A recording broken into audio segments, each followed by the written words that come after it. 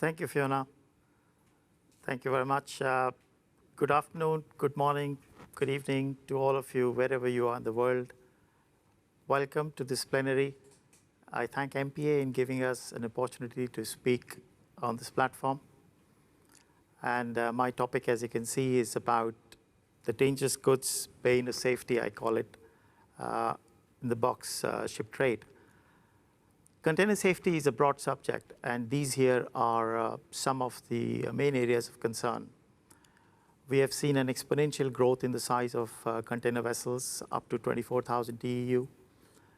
Do we have the right firefighting systems on these ships? Do we have the crew who are properly trained to fight the fires on these ships?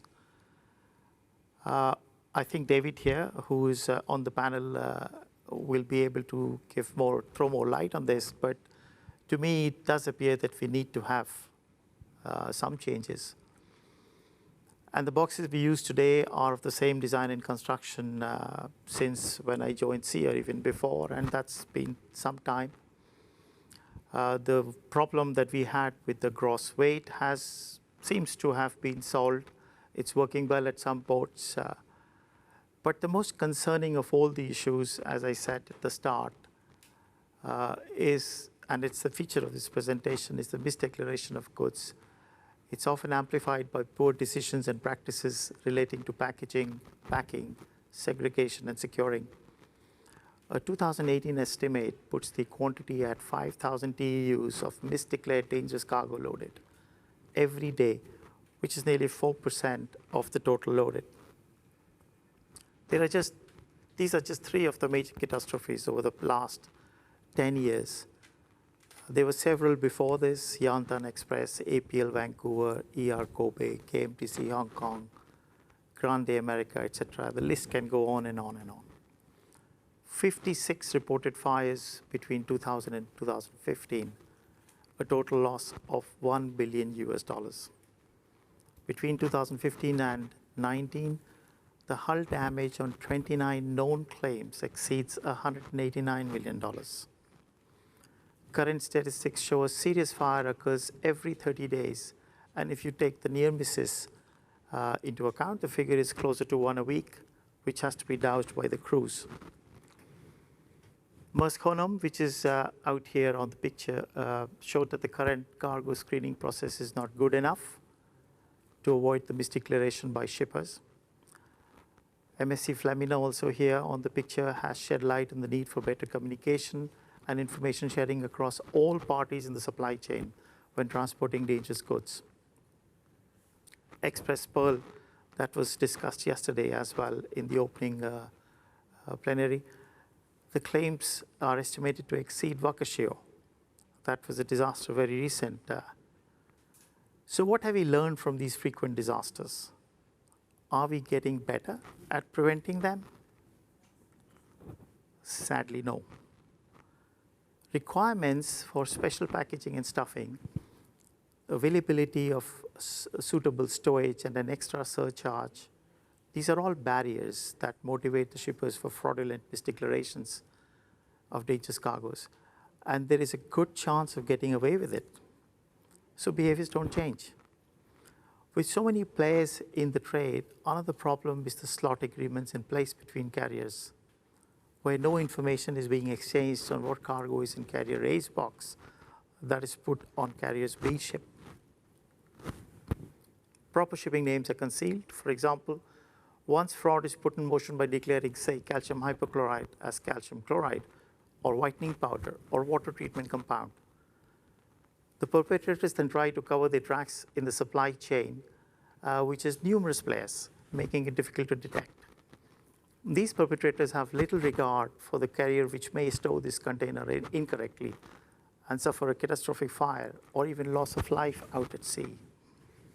I suspect a SOLAS amendment on this is inevitable one day. Personally, I would welcome the prospect of bringing corporate manslaughter charges against these shippers that misdeclare cargoes leading to fatalities. What the carriers, the terminal operators, and freight forwarders need to know is what is the content of the box they are shipping. And then we go into the traceability. This involves tracing a digital item in the declaration, but also the physical goods in the box. Proper checks in the booking process will identify discrepancies between the final bill of lading, the draft bill of lading, and the booking documentation. A know your customer process will identify dubious shippers. Above all, truth, trust, and transparency must guide all involved. There is need for all involved in the supply chain to have a realistic perception of risk and a responsible attitude towards liability. Carriers have attempted to resolve this problem. Penalties up to $35,000 or more have been imposed on shippers over the last few years. But do they really work? Do they change the behaviors? Some carriers have incorporated more inspections to ensure the cargo is correctly stuffed, latched, secured, contents match descriptions. Carriers with a larger footprint in the supply chain are using technology more effectively in the booking process and training the booking staff. Simply restricting the carriage of goods is not a viable option. Calcium hypochlorite has to be carried. We all know that. While fundamental nexus is between the carriers and the cargo interests, there is also a need for competent authorities and enforcement agencies to step up and take up the responsibilities, and not just expect the industry to sort out the problems. The IMO mandated inspection program is not followed through with sufficient rigor, and that weakens every part of the industry. It not only adds uncertainty to the carrier, but increases complacency for the cargo interests. If you don't get caught by the speed camera, you're not in trouble. That's what you think. In many parts of the world, there is no legislation to enforce packing rules, and there is no auditing or enforcement. Governments expect the industry to look after itself. We need more physical witnessing of the cargoes being manufactured, tested, packed into the containers to complement the digital documentation, planned as well as random unannounced visits. We can employ external agencies or softwares to carry out the KYC due diligence checks. In this day and age, we should take a parallel from the financial industry and be able to better establish and support the KYC principles that would flag the pop-up shipping companies as potentially risky ones. It would be beneficial if identification of rogue shippers could be shared between carriers, though antitrust laws does prevent that from happening today. And then all booking staff and agents, including those who are on the non-DG booking desk, I feel they must be trained well, and they should be able to identify the fraudulent shippers, and they should understand why we have to be careful with the dangerous goods declaration.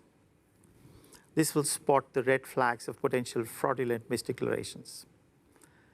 And then the CTU code, which has been in place since 2014, we can think about making that mandatory. The rogue shippers should be penalized more heavily, but I feel without cargo verification, penalties are a blunt tool.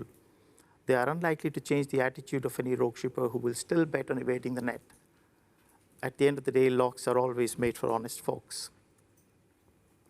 Shipping containers often carry little to no indication of their specific contents. At best, a product code is scanned, traced, managed by siloed data systems, which rarely interoperate with the data systems managed by other stakeholders along the connected value chain. And then there is an industry-wide reliance for dangerous good shipments in the dangerous good declaration, which is the locus of all critical information and warning, rather than the use of the bill of lading, which should be the main document to convey the necessary and critical safety information. These issues regarding sharing of information and authentic documentation can be resolved using technology available today. Blockchain and distributed ledger technology can support in addressing the issues by providing more visibility of the activities and networks engaged in transportation of dangerous goods. I'm a tanker man, having spent most of my sailing days on tankers. In the tanker industry, the reactions and regulations are swift after a disaster. Torrey Canyon, Exxon Valdez, Erika, Prestige. All these have gone a long way in making the industry much safer over the last few decades. One of the driving factors has been the onus of self-management. SIRE and TMSA initiatives from OCIF and a similar one, the RightShip for bulkers that Steen spoke about yesterday. I believe that unless there is pain, you will not have safe behaviors coming into place. So we need a body like OCIF for the container vessels, set some standards for the industry, then enforce them through third-party inspectors and auditors to achieve an acceptable rating for shippers as well as carriers.